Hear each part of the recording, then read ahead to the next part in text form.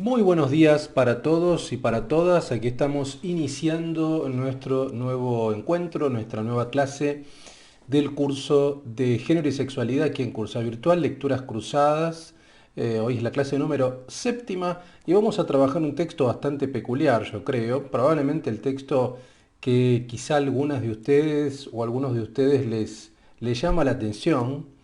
Pero bueno, obviamente estamos hablando de un autor barra autora, vamos a explicar por qué, porque estamos hablando de Jack Halberstam, que es un autor trans, aunque admite también que se lo llame con, digamos, en términos femeninos, como Judith Halberstam, o sea, usa diferentes nombres, Jack Halberstam, Judith Halberstam. Pero bueno, hoy digamos que se percibe más bien en términos masculinos, como un hombre trans. Pero bueno, es muy interesante lo que plantea en este texto llamado Gaga Feminism, ¿no? Gaga Feminism, que es un texto que tiene una historia bastante peculiar y que vamos a tomar, por supuesto, el punto de partida es, como plantea Halberstam, esta figura de Lady Gaga para pensar la feminidad. Pero vamos a ir más allá de ello, digamos, ¿no? Porque no solamente tiene que ver con la figura en sí, con la figura pop de Lady Gaga, eh, sino también con una cantidad de cuestiones y con la contextualización también de la teoría queer. Entonces es así que voy a sumar un texto complementario que no está en programa, que es este texto extraordinario de Eric Marty, ¿no? Un autor francés que se llama El sexo de los modernos, ahí lo pueden ver, de Eric Marty, y tiene como subtítulo Pensamiento de lo neutro y teoría del género. Es un texto realmente muy nuevo, que estoy en proceso de estudio, lo estoy estudiando, pero dado que me parece que tenía que ver, tiene que ver obviamente con este curso, porque es un trabajo monumental de un autor francés, en este caso sobre la teoría queer, y particularmente sobre la relación del concepto de género, que según Eric Marty es un concepto estadounidense, propiamente digamos que emana de la teoría estadounidense, de la filosofía estadounidense, que él pone en relación con el concepto de lo neutro, ¿no? Que es más bien una noción europea y específicamente francesa, ¿no? Que él rastrea a partir de los trabajos de Barthes, de Maurice Blanchot, de Foucault, de Deleuze, de Derrida, ¿no? Es un texto extraordinario y tiene toda una parte donde trabaja la noción de lo drag y de lo trans, que son cuestiones que aparecen en este texto Gaga Feminism de Jack Halberstam, que tiene como subtítulo Sex, Gender and the End of Normal, o sea, sexo, género y el fin de lo normal. ¿Mm? Este texto yo creo que no está en castellano, o sea, yo lo tengo digamos en español, de hecho lo compré en New York hace 10 años prácticamente, el texto salió en 2012. Yo creo que no está traducido al castellano, así que si lo encontramos vamos a subirlo al castellano, si no vamos a tratar de, bueno, subirlo al inglés, pero a mí me parece un texto interesante, más allá de que se encuentre disponible o no en la lengua española, para plantear también un poco en función de lo que venimos viendo en el curso, sobre todo en esta segunda parte, que son en algún sentido como figuras o nociones o personajes conceptuales, como dice Deleuze y Guattari, de lo femenino. Así vimos efectivamente, ya digamos hicimos un raconto en la clase pasada, pero vimos, ustedes recuerden, la figura del cyborg, de Donna Haraway, que de hecho aparece mencionada por Halberstam también. Por eso además yo elegí este texto porque todos los textos de este curso están ensamblados, o sea, están cruzados pero de manera que dialogan entre sí, o sea, hay un diálogo crítico entre cada uno de estos textos. Entonces, obviamente, vimos ya la figura del cyborg, que es una figura sumamente interesante. Vimos la figura de lo trans, que por supuesto tiene mucho que ver con lo que plantea Halberstam también acá, en aquella intervención muy fuerte, muy crítica de Paul Preciado respecto a los psicoanalistas digamos, en el Congreso de París, en ese texto que se llama Je suis un monstruo que vous parle, o sea, yo soy el monstruo que os habla. Eh, Y ahora vamos a ver esta, yo le puse Gaga porque no sabía cómo ponerle, digamos, ¿no? Y porque obviamente el punto de partida es la figura de Lady Gaga. Pero obviamente me parece que tiene que ver con, con las dos nociones anteriores, o sea, aparece, sigue, digamos, este concepto de lo trans, de la transexualidad, probablemente de lo drag, por eso traje el texto de Eric Martí también, y la figura del cyborg, digo, como una figura que permite resignificar, que permite repensar, abrir los límites de lo que sería de alguna manera el sujeto del feminismo, el sujeto mujer.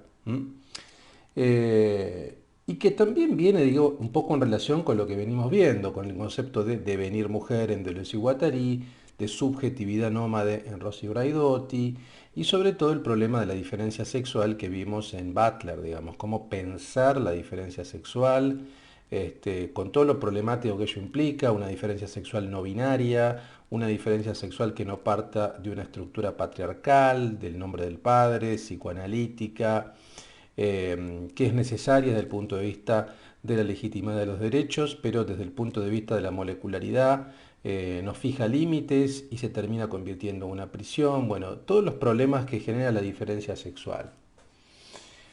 Ahora bien, vamos a ir, este texto obviamente yo igual considero que tiene,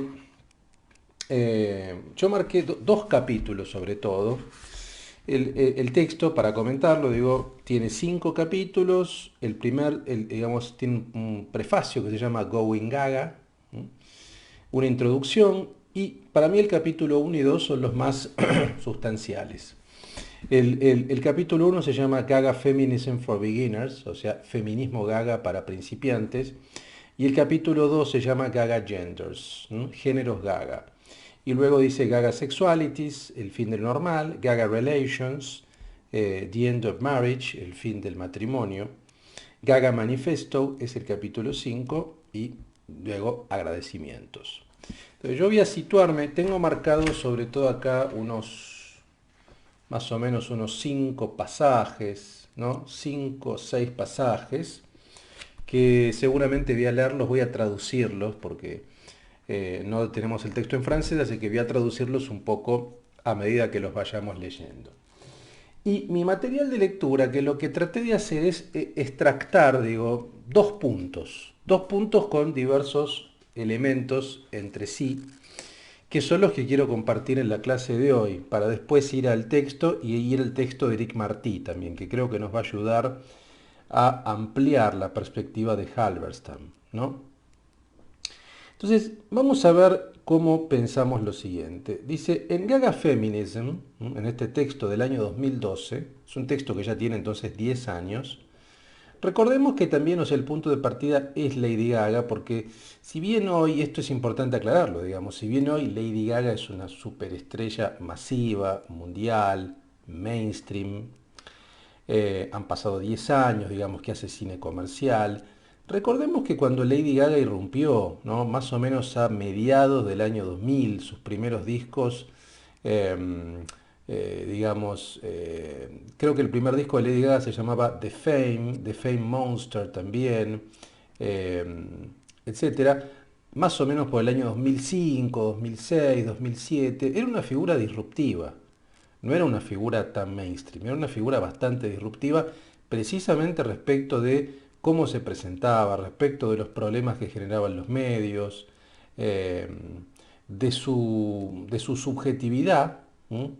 Incluso algunos decían que Lady Gaga era trans, digamos, era parte de la discusión, por supuesto que no lo es, digamos, ¿no? Pero quiero decir, para contextualizarlo, aquella Lady Gaga de hace 10 años atrás era una figura disruptiva, que venía de la contracultura neoyorquina, sobre todo de New York, donde digamos que es el lugar de donde ella comienza sus primeros pasos. Por supuesto que hoy es otra figura, pero tratemos de ponernos, pensar en aquella figura, porque de esa figura está hablando Halberstam, no de la figura de hoy, y desconozco si le interesa el devenir más mainstream que tuvo Lady Gaga. Supongo que no, estimo que no, pero bueno, tratemos de pensarlo en relación con esa figura que por otra parte no es casual. O sea, New York es el lugar, digamos, de donde la teoría queer surge, ¿no?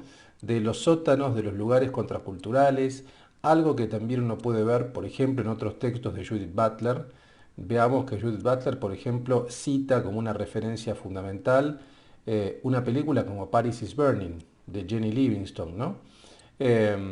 Esa película, Paris is Burning, en uno de sus textos que aparece analizada, retrata toda la subcultura trans, latina, afro, de la cultura ball, o sea, de lo que tenía que ver con la cultura del ballroom y de las casas, ¿no? Allí aparecen efectivamente personajes que existieron realmente, como Venus Extravaganza, como Octavia Sinclair, que eran diferentes drag queens, digamos, ¿no?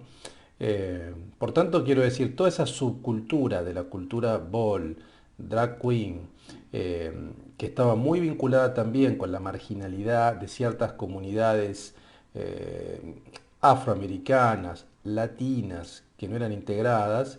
Bueno, quiero decir, hay todo un trabajo ahí en New York, hay toda una suerte de caldo de cultivo de donde emergen estas teorías, no desde el punto de vista académico, desde el punto de vista de la praxis, desde el punto de vista de la vida cotidiana, digamos, ¿no?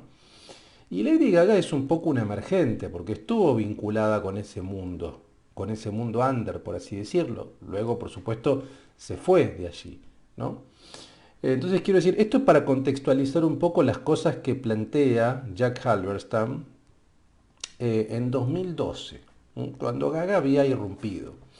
Entonces, veamos, Jack Halberstam desarrolla particularmente en el capítulo 1, que es el que yo mencioné recién, titulado Gaga Feminism for Beginners, o sea, feminismo Gaga para principiantes, lo que denomina principios básicos del feminismo Gaga.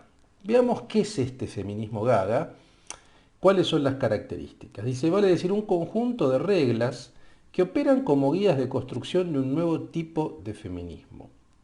A saber, y ahí vemos cuáles son las reglas, que son 1, 2, 3, 4, 5. Son 5 reglas o 5 características que me parece que pueden ser un buen punto de partida para repensar lo que venimos ya viendo, digamos, ¿no?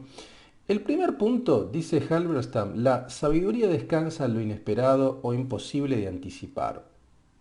En este sentido, Going Gaga, que podemos traducir como yendo a Gaga, o también podemos traducir como deviniendo Gaga, tal vez, significa dejar de lado un conjunto de determinaciones sociales que asumimos al dar por descontadas en relación a las personas, los cuerpos y los deseos. Acá a mí me parece que, a ver, lo que podemos pensar es esto. ¿Qué es lo que quiere decir Halberstam con dar por descontadas en relación a las personas, los cuerpos y los deseos ciertas determinaciones sociales? Bueno, a ver, dejar de lado ese dar por descontado. Bueno, esto en definitiva es la heteronorma, digamos, ¿no? O sea, es un poco lo que plantea Butler también, la idea de que, bueno, hay una heteronorma, digamos, que la sociedad da por descontada. ¿M? Y que por default, digo, las personas son heterosexuales, como si eso fuera natural, digamos, ¿no? En definitiva, lo que está planteando Halberstam es que ese going gaga, ese devenir gaga, pone en crisis, pone en cuestionamiento precisamente ese dar por descontado. No hay que dar por descontado nada, digamos, ¿no? No hay que dar por descontada la relación que se tiene con las personas, los cuerpos y los deseos en relación con una matriz. Esa matriz no es natural. A eso se está refiriendo con lo que hace ese Going Gaga es cuestionar esa normalidad. De hecho, por eso el libro se llama The End of Normal, digamos, el fin de lo normal, ¿no? Eso como primer punto. El segundo punto dice, la transformación es inevitable. Especialmente hay que mirar los devenires de las periferias, los márgenes. Allí se ve con mayor nitidez el impacto de las nuevas relaciones. Bueno, esto tiene que ver un poco con el contexto que decíamos recién, digamos, ¿no? La idea de que si queremos ver la posibilidad de transformación, si queremos ver la capacidad de afectación, como dicen Deleuze y Guattari, tenemos que mirar siempre la periferia, el margen o el devenir minoritario. ¿Mm? La transformación es inevitable, dice, y hay que mirar precisamente los márgenes para dar cuenta de las relaciones. Bueno, un mirar, tal vez lo lúcido que tuvo Lady Gaga en su momento, digamos, fue mirar los márgenes. para resignificarse a partir de este tipo de culturas, ¿no? De la cultura drag queen, de la cultura ball, de los márgenes y demás.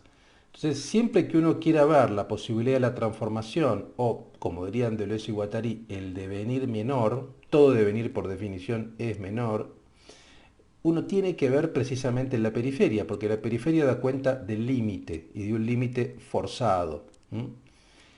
El punto C dice, hay que pensar contraintuitivamente y actuar de igual modo, es decir, lo que llamamos sentido común, entre comillas, en rigor no tiene ningún sentido, sobre todo para pensar el cambio de las sociedades complejas y su dinámica. O sea, el tercer elemento sería dejar de lado lo que se entiende como sentido común. El sentido común precisamente no tiene sentido si uno quiere pensar una crítica o una transformación de lo que se comprende como normal, digamos, ¿no? O como, sí, como una norma mayoritaria. El punto D dice, hay que practicar una posición creadora no religiosa, entre comillas no religiosa. Vale decir, en rigor, actuar como no creyente en materia de normas sexuales y genéricas. Esto a mí me interesó, me pareció muy interesante esta observación. Actuar como no creyente en materia de normas sexuales y genéricas. Me parece a mí que lo que está diciendo acá Halberstam es esto de, sí, a ver, tratar de no tener un vínculo eh, no fiel. O sea, precisamente cuando uno es creyente es fiel, es un fiel. ¿Mm? Es un fiel y obviamente en tanto y en cuanto su vínculo es en términos de fe, no hay ninguna duda, es indubitable el vínculo que tiene con ese objeto religioso, pero en este caso sexual o genérico. Entonces, ¿qué quiere decir ser no creyente, ¿no? Tener un vínculo no creyente en materia de normas sexuales y religiosas. Bueno, tener un vínculo no identitario, no monolítico, no homogéneo. ¿Mm? Es decir, salir de ese tipo de estructura que nos exige un vínculo en términos de fidelidad, digamos, ¿no? Con una identidad, supongamos con la identidad homosexual o transexual o lo que sea, digamos, cualquier tipo de identidad, salir de ese tipo de vínculo, ¿no? Precisamente dudar de todo tipo de constitución molar, dirían Deleuze y Guattari, ¿no? De la molaridad, de la cristalización, ¿no? De una visión sedentaria en términos identitarios y pensar en términos de, como diría Rossi Braidotti, de un nomadismo subjetivo. La subjetividad es producto de un nomadismo, es producto de movimientos que tal vez necesitan cristalizarse momentáneamente para reclamar en términos de derechos, en términos políticos, en términos de reconocimiento legal, etcétera, pero luego tienen que seguir su proceso molecular, dar cuenta de su movilidad, de su nomadismo. Eso es tener un vínculo no religioso, no creyente en términos sexuales y genéricos. Y el último punto dice, el feminismo gaga impide toda vergüenza, es poco cortés, abrupto y abrasivo. Esto ya tiene que ver más bien con la estética. Recordemos también que la estética de Lady Gaga cuando surgió, hoy seguramente ya no tanto, pero cuando surgió era disruptiva. Era, era choqueante, ¿no? Porque en algún sentido armaba como happenings, digamos, ¿no? Eran como happenings audiovisuales, sobre todo sus videoclips, ¿no? Recordemos, los videoclips eran realmente perturbadores, tomaban elementos expresionistas, tomaban elementos de diferentes estéticas, gore, un poco sangrientos, pero sobre todo a mí me interesa esto, ¿no? Impide toda vergüenza. O sea, es una forma también de obturar toda vergüenza respecto de la identidad, toda vergüenza respecto de la sexualidad, al revés, es la posibilidad de aceptar con orgullo quién uno es y el deseo que uno tiene. En el deseo no hay ningún tipo de vergüenza, ¿no? Entonces, me parece también que es una posibilidad para desactivar todo tipo de vergüenza en relación con el deseo y asumirlo de una manera directa.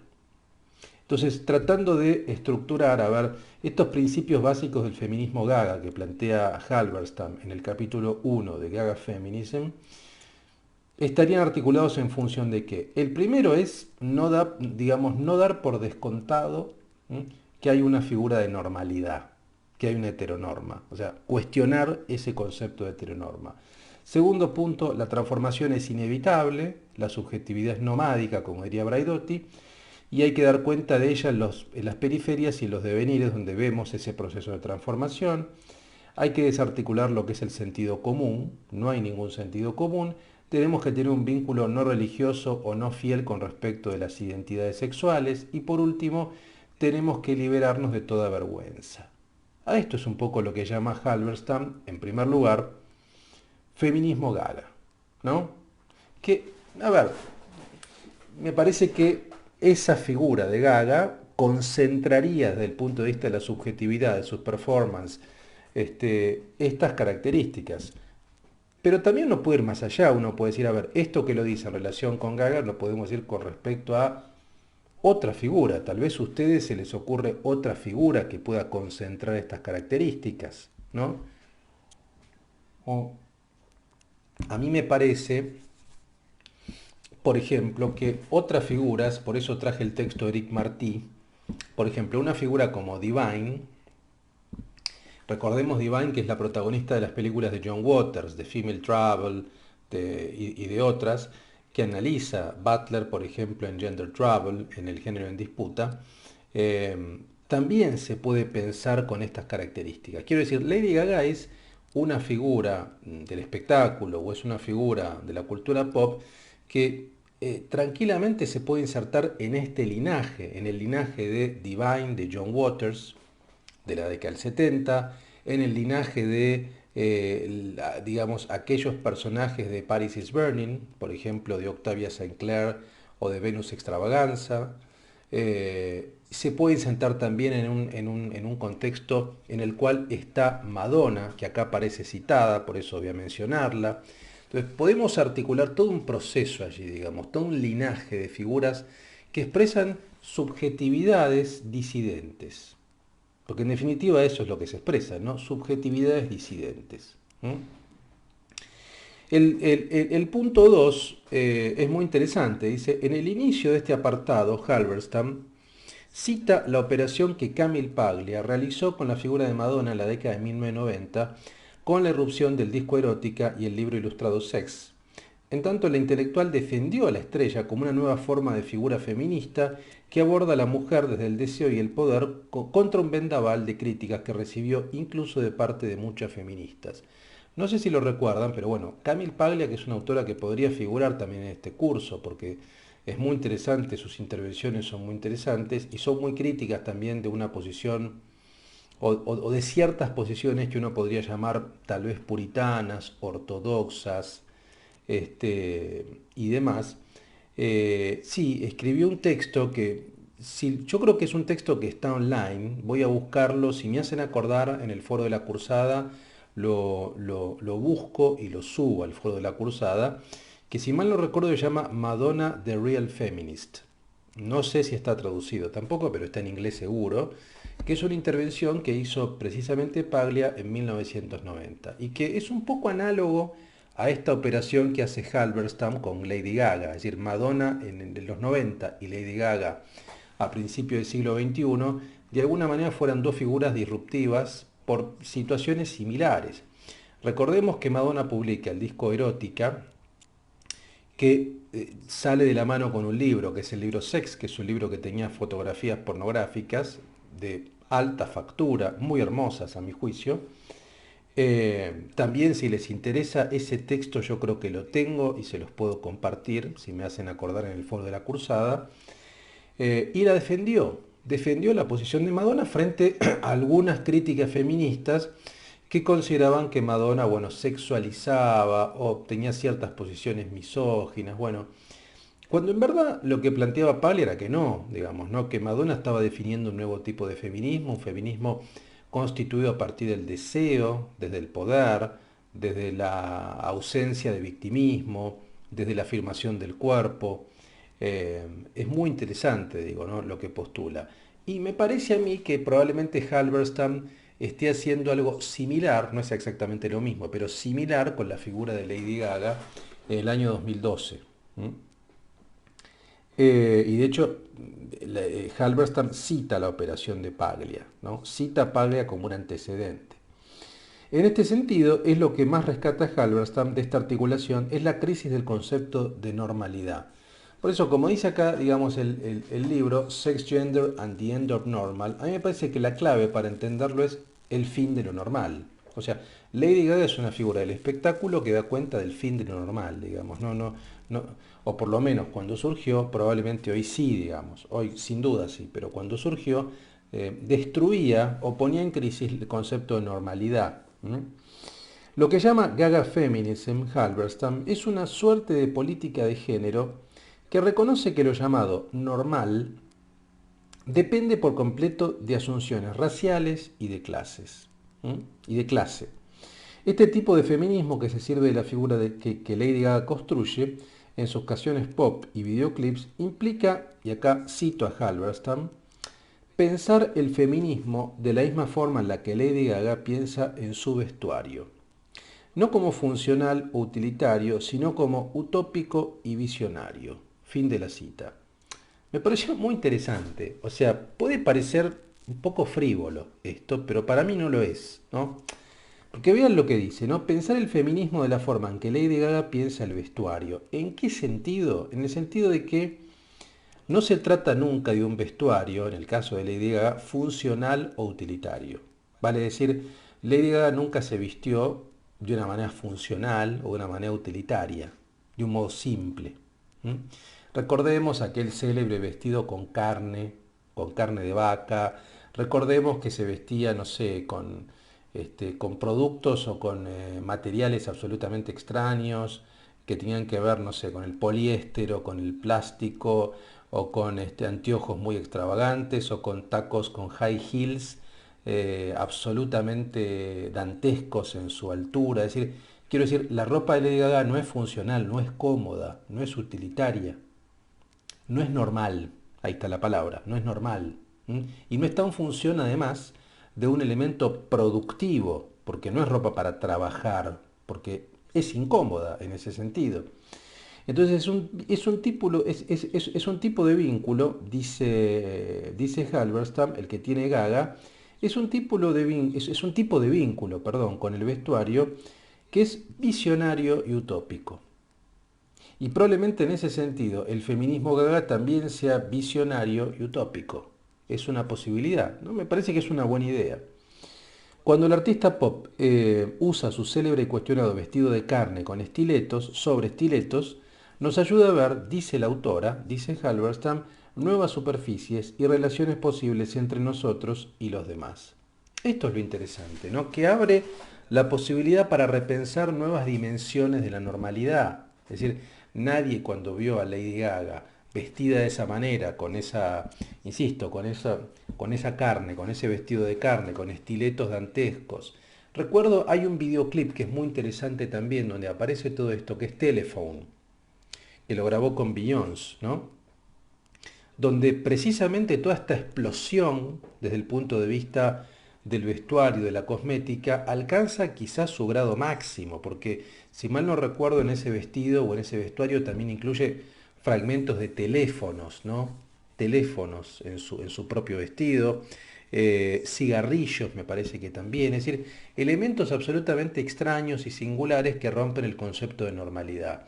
Entonces, este es el otro punto, así como tenemos los 5 principios, esos principios básicos del feminismo Gaga. En segundo lugar, me parece que lo interesante de Halberstam es que aparece esto, ¿no? Aparece un vínculo con las superficies, con los cuerpos, completamente distinto, completamente visionario, visionario o tal vez utópico, ¿no? En este aspecto. Ahora bien, vamos a los textos, tengo el texto de Halberstam y tengo el texto de Martí. Vamos primero a ver lo que yo había marcado acá, ¿sí? Encontramos alguna novedad importante. Por ejemplo, en el prefacio, yo había marcado, en el prefacio, en la página 14 del prefacio, dice lo siguiente. Voy a tratar de traducirlo, perdón si no es exacto igual, porque lo voy a traducir así en vivo, digamos, ¿no? Dice, what versions of feminism does Lady Gaga package and represent? Bueno, ¿cuáles son las versiones del feminismo que Lady Gaga representa y empaqueta, en cierto modo? ¿Qué configuraciones de visibilidad erótica y feminidad están vinculadas y manejadas por sus personas? ¿Mm? Y finalmente, ¿qué tradiciones contraintuitivas de feminismo anárquico se performance o aparecen con ella? ¿No? Porque lo que está planteando un poco Halberstam es que tal vez Lady Gaga, desde el punto de vista pop, esté actualizando una posición de un feminismo anárquico, anarquizante. Esto lo dice en otras partes, de hecho menciona pensadores que son anarquistas, lo cual es extraño, digamos, ¿no? A ver, pero bueno, tal vez no es tan extraño si uno piensa que Lega cuestiona precisamente la normalidad, la jerarquía, ¿no? Entonces, esto es lo que nos interesa. ¿Qué tipo de feminismo representa, empaqueta, comunica, visibiliza Lady Gaga? Y que no es la única que lo hace. Por eso digo, puede ser ella como puede ser otra figura. Y de hecho yo considero que, insisto, hay otras figuras anteriores como Divine, digamos, de John Waters, que también lo hace. Vamos un poco más adelante. Acá aparece esta alusión a Camille Paglia que yo mencioné recién. En la página 6, Gaga Feminism for Beginners. Menciona obviamente todo este episodio de Madonna con Camille Paglia en 1990. Que el texto este parece, bueno, después hay un texto que habla en Time Magazine del año 2010, etcétera. Eh, pero bien, acá aparece una mención a Donna Haraway, a la autora que vimos respecto del manifiesto Cyborg hace unas semanas. Dice, mientras algunas feministas como Donna Haraway se han planteado nuevas formas de feminismo capaces de incorporar la innovación tecnológica para pensar, Camille Paglia, plantea, lo que va a plantear básicamente es una manía o una aproximación por la manipulación, ¿no? Por la manipulación. Y esto también es interesante. Digo, estas figuras como Madonna, como Lady Gaga, van a plantear precisamente esa posibilidad de manipular, ¿no? De manipular y de manipularse también, ¿no? De reestructurarse. El caso de Lady Gaga, dice Halberstam, tiene la posibilidad de cambiar su fórmula de feminidad a partir del deseo, pero también a partir de la tecnología, a partir del teléfono celular, de los videogames. Bueno, esto es un poco lo que yo decía en ese videoclip Telephone. Así que yo recomiendo que lo vean. Si me hacen acordar, también lo subimos al foro de la cursada. Porque van a ver que ahí también hay una suerte de reconstrucción a partir de la tecnología. O sea que tiene que ver un poco con este elemento del cyborg, ¿no? Cómo reconstruir, cómo pensar precisamente el tema de la feminidad o una figura femenina a partir de un vínculo con lo tecnológico. O sea, con un teléfono celular. eh, un poco en vínculo con lo que está planteando también Haraway, otras figuras, en el caso de Haraway, como Alien, como Ripley y Alien, o como Terminator y el personaje de Linda Hamilton. Digo, producto de la interacción con la tecnología, hay una reconstrucción de lo femenino o de lo que se supone que es lo femenino, digamos, ¿no? Eh, Bien, vamos a la página 26, ¿no? La página 26, Gaga Feminism for Beginners, ¿no? Eh, bueno, hay todo un análisis muy interesante que hace Halberstam respecto de una canción que fue un hit, digamos que es Born This Way, ¿no? Nacer de esta manera. Eh, y hay un poco, hay un análisis interesante también respecto de eso, digo, ¿no? Que se nace de una manera o se deviene. Y de hecho hay una cita a Simone de Beauvoir, ¿no? Que plantea Halberstam, Simone de Beauvoir, donde plantea que no se nace mujer, sino que se deviene mujer, digamos, ¿no? No hay tanto un nacimiento de mujer, sino que hay un proceso de devenir mujer, en un sentido distinto al de Deleuze y Guattari, por cierto. Entonces, bueno, hay toda una suerte de análisis que es interesante de ese cuestionamiento, que no hay tanto un nacimiento, sino que hay un proceso de devenir, y que también Lady Gaga pone en evidencia. Y luego, bueno, después hay todo un análisis esto ya más o menos lo comenté, así que no lo voy a retomar. En un capítulo que se llama Gaga Relations, The End of Marriage, bueno, hay una alusión a la categoría de homosexual de 1869, que Foucault trabaja en La voluntad de saber, en el primer tomo de la historia de la sexualidad, y va analizando diferentes figuras de homosexuales, bueno, por ejemplo, en películas, en una película que es fascinante, que se llama Rope, o La soga de Alfred Hitchcock de 1944, de 1948, perdón, en otras películas, en un film de John Huston de 1967, bueno, las formas de representación de la sexualidad, ¿no? O las formas de representación de las personas LGBT en diferentes disciplinas, en el cine, en la música pop, y cómo Lady Gaga también entraría en ese proceso de representación de subjetividades disidentes, en este caso en la cultura pop, digamos, ¿no? Toda una suerte de historia de la representación de la disidencia que es muy interesante. ¿Mm? Y lo último que tengo marcado acá, precisamente es este elemento curioso, yo creo, anarquista, ¿no? Esta suerte de proyecto anarquista que plantea Halberstam. Dice, and so, queer anarchism, o sea, anarquismo queer, se podría extender a instituciones como la familia, ¿no? Mientras algunos pensadores como Proudhon, como Kropotkin, como Emma Goldman, como Guy Debord, creían en el amor libre o poliamoroso, podríamos plantear hoy, digamos, en un vínculo eh, poliamoroso. Eh, Emma Goldman, Guy Debord, que seguimos acá, criticaban al matrimonio, criticaban la institución del intercambio económico en términos matrimoniales, que implicaba la violencia y que implicaba también la propiedad, ¿no? En algún sentido, dice Halberstam, el feminismo gaga continúa este proyecto anarquista, ¿no? De cultura, de cultural riot, ¿no? De guerra cultural recíproca, lo que Prokotkin llamaba ayuda mutua. ¿M? Ayuda mutua. Sí, bueno, este es, a ver, es un viejo principio del anarquismo del siglo XIX, digamos, ¿no?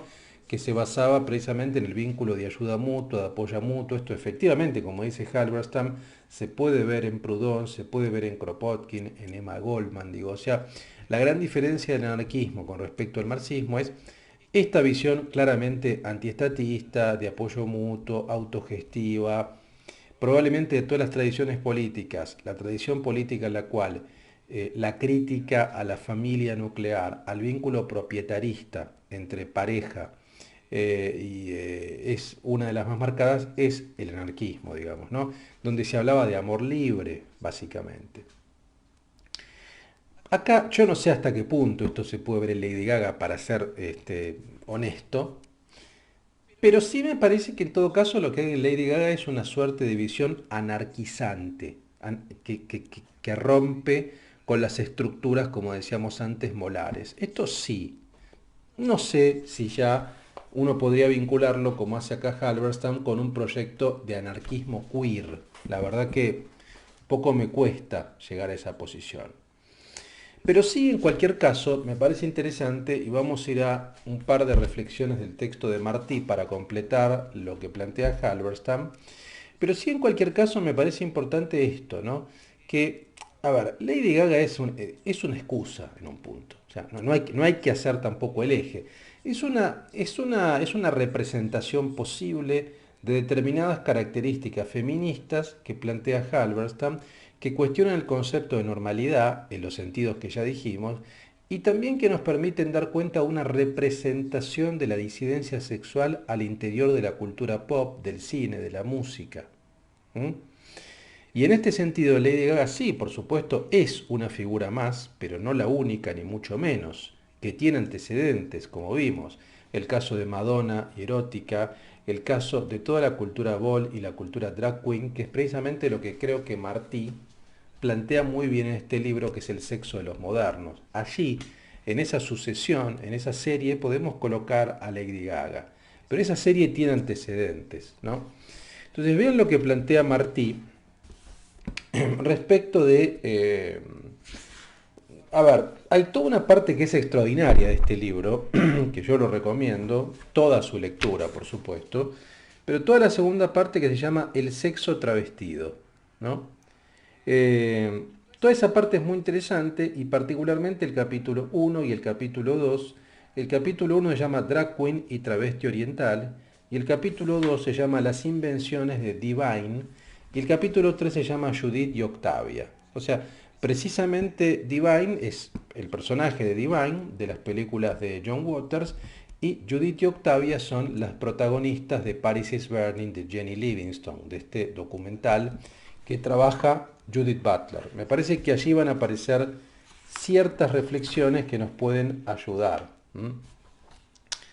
Entonces, vean lo que plantea precisamente este autor Éric Marty, que es un autor francés, ¿no? Dice, yo tengo marcadas varias partes. Bueno, vamos primero a lo que marqué en la página 123. Dice, las prácticas paródicas, como copia fallida, a fail copy, son desde luego emblemáticas de la resignificación, y su icono es la drag queen. El fracaso del performativo normativo es lo que deslegitima toda pretensión de una naturalidad de género. Butler quiere construir una política de la perturbación del género. Entonces, acá está hablando, por supuesto, Martí respecto de la hipótesis que da Butler en El género en disputa, mediante la cual la figura de la drag y de la trans es muy importante, precisamente porque esa figura es la que le permite y de la cual se sirve Butler para deconstruir, para dejar en evidencia que no hay nada natural en el género, que el género es una performatividad. En cierto modo, el drag lo que hace es mostrar, evidenciar, desnudar las normas de género. ¿Cuáles son las normas? ¿De qué manera supuestamente la feminidad se estructura en términos de trato, de caminar, de comportarse, de hablar? O sea, es como una suerte de citación paródica, extrema, cliché, de la feminidad. Entonces lo que está diciendo es eso, digamos, ¿no? No hay nada natural allí y básicamente quien deja en evidencia, quien nos permite ver esto, por eso es tan importante la figura de la trans y de la drag, eh, eh, porque nos muestra básicamente que no hay nada natural en el género, que es todo producto de una performatividad que se repite, que se itera, hay una iteración performativa. El género es la repetición estilizada de actos. Esto es lo que plantea Butler en El género en disputa. Y en definitiva, quien deja en evidencia que esas pautas que se repiten son construidas, es la figura drag, porque las usa y las deja de lado. Las usa en cierto momento y luego las deja de lado. Esto es un poco, muestra el elemento artificial, la artificiosidad de esas pautas, que son culturales, socioculturales, ¿no? En la página, en la página 136 dice, el único desafío es abrir nuevas posibilidades en materia de género que impugnen los códigos rígidos de los binarismos jerárquicos. Es la risa subversiva provocada por la drag queen paródica, suerte de catarsis tomada de los juegos de rol y la psicología comportamentalista que permite la desestabilización de identidades sustantivas. Priva la heterosexualidad de sus relatos naturalizadores. ¿Se entiende? Entonces lo que hace la drag es precisamente desestabiliza, fluidifica, si se me permite esa expresión, las identidades duras, rígidas, digamos, ¿no? Da cuenta de eso, de la desestabilización de lo que se supone que es estable, vale decir, no hay nada estable en el género, todo es producto de de esas pautas que se van repitiendo y que se van performando y que se van iterando y que se van cristalizando. Precisamente lo que hace la drag queen es reírse de eso, decir, miren, esto que ustedes consideran que es natural no tiene nada de natural, no tiene absolutamente nada de natural, ¿no? Nada de normal. Y es un poco lo que hace también Lady Gaga en sus videos, digamos, ¿no? O sea, pone en tela de juicio, porque de hecho Lady Gaga también toma muchos elementos de la cultura drag, los cita todo el tiempo. Vean un poco acá, en la página 155, 154 y 55. Está hablando de la cultura camp, ¿no? Que es una cultura que Lady Gaga también toma mucho, ¿no? Ustedes saben lo kitsch y lo camp. Hay un célebre texto de Susan Sontag que habla de la estética camp. Dice, pero mientras que Esther Newton va mucho más lejos, se asocia al travestismo de Greta Garbo a la estética camp. El título mismo de su libro, Mother Camp, y Lady Gaga habla de Mother, Mother Monster, y de hecho las drag queens de la cultura ball hablan de Mother. O sea, esa figura de la madre también tiene que ver con cierto matriarcalismo, con cierto matriarcado, que rompería precisamente con el patriarcado, ¿no? O sea, esa figura de Mother Monster en Lady Gaga, de Mother Camp en relación con la cultura camp, que es una cultura del exceso, es una cultura barroca, es una cultura exagerada, es una cultura a veces un poco grotesca, digamos, ¿no? Propia también de la cultura gay, por cierto, digamos, bueno, todo este tipo de elementos que toman el elemento mother, toman ese significante mother como eje estructurante, ¿no? Dice, sigo, entonces mediante un sutil juego de palabras hace referencia a la estética camp. El camp en el que se mezcla el kitsch, el dandismo, el mal gusto, la crueldad baudelairiana, o sea, de Baudelaire, y el esnobismo. Butler no tiene en cuenta nada de esto, solo rescata la lección comportamentalista, el juego de roles, ¿no? Acá lo que está diciendo Martí es que estos elementos estéticos a Butler no le interesan tanto. Le interesa sobre todo el elemento del comportamiento, o sea, cómo el género es un producto de la repetición estilizada de actos, es producto de esta iteración que termina cristalizando algo que no tiene nada de natural, digamos, ¿no? O sea, pone sobre todo en evidencia este juego de roles, de lo femenino y lo masculino, que quien deja en evidencia su carácter construido es la drag queen, porque nos muestra las costuras, muestra que eso está hecho. Dice, en la muy tenaz lógica del discurso social que le es propio. Separa de tal modo el drag de todas las connotaciones estéticas que puedan perturbar el código e inscribir en él perspectivas subjetivas los márgenes del aristocratismo del dandy wildiano y de la cultura pop del que podrían ser un ejemplo los muy refinados self-portraits in drag de Andy Warhol y de las que ella no habla jamás. Bueno, esto ya es una discusión muy interesante entre Martí y Butler.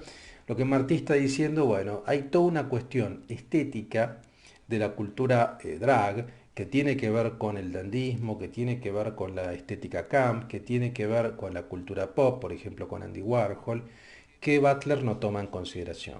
No, Butler solamente se centra, como dice acá, en el aspecto del comportamiento del juego de roles. Me parece que es una buena observación y es cierto, digamos, ¿no?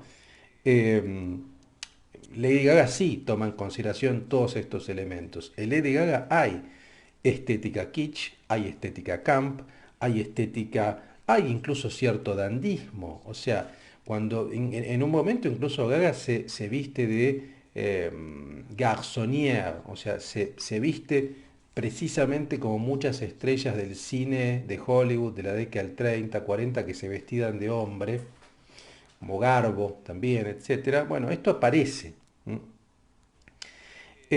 Bueno, todo esto es lo que Butler no toma en consideración. Butler se centra sobre todo en la cuestión del comportamiento, del juego de roles, de la repetición de esas pautas genéricas, de esas normas genéricas que la cultura drag deja en evidencia, porque muestra precisamente su fabricación. Y así como las usa, las deja de lado.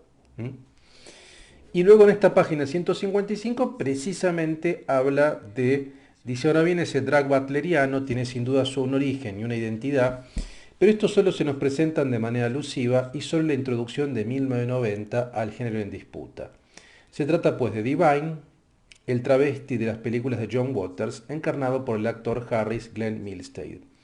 Verdadero ícono cinematográfico, underground y trash, legado a una subcultura gay, mezcla de vulgaridad, sofisticación, cinismo y obscenidad. Y de hecho no es casual que la película que cita Butler en el prefacio de 1990 de Gender Trouble sea Female Trouble. O sea, Uno hasta podría decir que el libro de Butler juega como intertextualmente con la película de Waters, porque la película se llama Problemas Femeninos, ¿m? Haciendo alusión también a la menstruación, digamos, ¿no? Y mientras que el libro original en inglés se llama Gender Trouble, ¿m? Problemas de género, o el género en disputa, bueno, como fue traducido. ¿M? Pero quiero decir, a partir de ese diálogo es importante cómo se establece este vínculo. Y luego en la página 157 también menciona Paris is Burning, digamos, ¿no? Paris is Burning va a aparecer en otro texto, va a aparecer sobre todo si mal no recuerdo, va a aparecer en Cuerpos que Importan y va a aparecer también en Undoing Gender, en Deshacer el Género. O sea, aparece en otros textos de Butler, ¿no?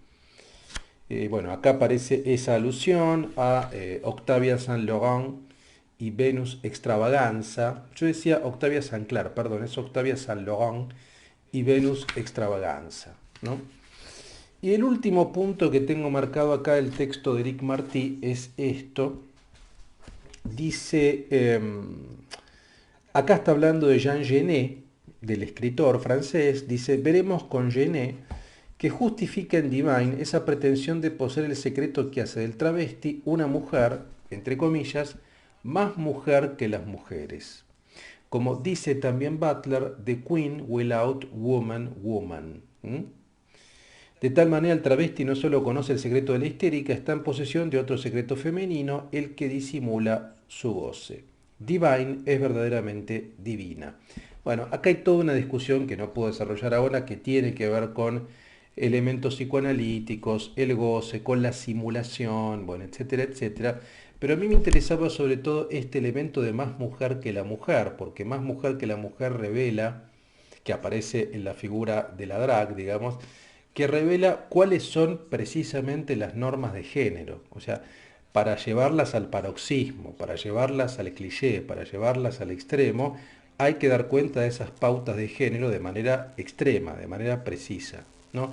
Y eso es lo que hace, según Eric Marty, determinadas drag queens, digamos, ¿no? Y eso es lo que hace, yo creo, también Lady Gaga. O sea, Lady Gaga también extrema esas pautas, ¿no? Para destruir la normalidad, extrema determinadas pautas. ¿M? De la feminidad, de una feminidad paródica también a veces, que se deja contaminar por estos elementos y por esta tradición drag y trans, ¿no? Entonces, un poco para ir cerrando ya, a mí me parece que lo que nos provee este texto de Halberstam y la figura de Lady Gaga, que por supuesto que la excede a ella, es esto, ¿no? Es dejar en evidencia cuáles son esos elementos de una feminidad que es producto de una construcción, de ese rol que es producto de una construcción, ¿no? En todo caso tenemos que verificar cuáles son, como dice Butler, digo, cuáles son esas pautas que permiten la iteración, que permiten la repetición y dejarlas al descubierto. ¿Mm? En definitiva, todo apunta a eso, the end of normal, a no dar por descontada ninguna noción de normalidad. ¿Mm? Bueno, vamos a dejar acá. La próxima clase que es la última clase ya de nuestro curso de género y sexualidad, vamos a analizar un texto interesantísimo también, pero bastante diferente. Vamos a salir un poco de Estados Unidos y vamos a analizar un texto de Ginebra Bompiani y vamos a ir a la figura de la diosa, ¿no? O a la figura divina. Un poco hoy estuvimos hablando también de divine, de divina, así que pero vamos a ir a un texto muy hermoso de Bompiani, pero que dialoga más con la tradición europea. Y con ese texto cerraremos nuestro curso de género y sexualidad. ¿Mm? Bueno, cualquier intervención, cualquier pregunta, cualquier consulta, cualquier comentario, bienvenido al foro de la cursada, háganlo sin ningún problema. Los invito calurosamente a que lo hagan. Bueno, por mi parte, dejo aquí y nos vemos la próxima clase. Les mando un fuerte abrazo y gracias.